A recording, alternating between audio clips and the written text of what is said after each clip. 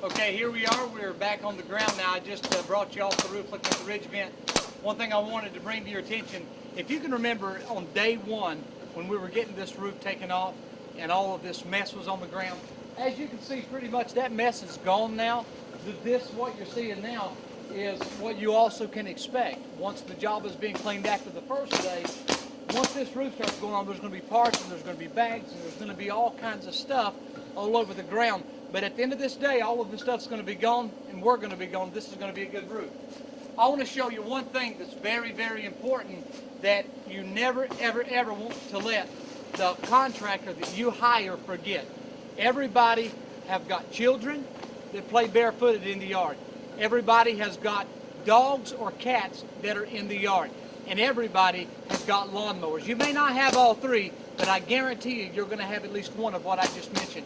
If those nails, there's thousands of nails that are left in the yard that the eye cannot see. When we're raking around, they get put down into the dirt, they fall down into the high grass, and the roofers cannot see them. Now we can go around and pick those up and show you a handful of nails and say, look, we got a handful of nails. But the other day, once this job was cleaned, we had a man down here for 1 hour using this little gizmo, is what I like to call it. What this guy is an extremely, extremely heavy magnet, and its design is to pick up every piece of aluminum and every nail that is in that yard. And all that we do is to make sure and to ensure that it's all been done is we're going to roll this magnet a couple of times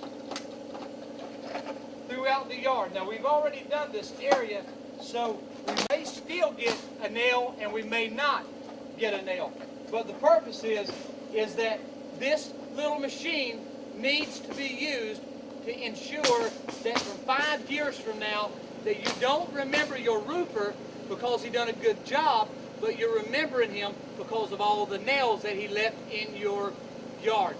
We're going to make sure that that's something that we do not do. We get the nails up. If you have gutters, we get those nails out of your gutters. But that's it for now, and we'll get back with you later on this evening with the finished product. And as you can hear, this little area here is where a trailer was parked at. Now I haven't seen any nails here, but I can hear as I'm rolling this, I hear snapping and popping. Now that tells me that there must be nails that are hid underneath these leaves. This is a place where a car is going to be parked at with this company. So let me just roll it here for a minute. We'll see what we get. Now that's you see that's not in more than a 2-foot area. And what you end up with is that many nails in a 2-foot area. How many nails are around this house? Thousands and thousands of them. So we'll spend a lot of time at the end of the day running this guide. We're going to make sure that you're not going to be caught holding the bag, buying tires, and going to the doctor. All right, here we are, final product. Roof is now finished. It's been cleaned off. Ridge vent has been installed. New pipe collars have been installed.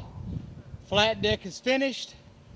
Altogether, it's a good looking roof. I don't see any flaws in it. It just come out absolutely wonderful. There is the high ridge, the Cobra roll vent, all the way across that ridge. And actually, it's just a good looking product. It does its job. It vents out the heat. The roof is done, top to bottom. Here's the second part of that roof.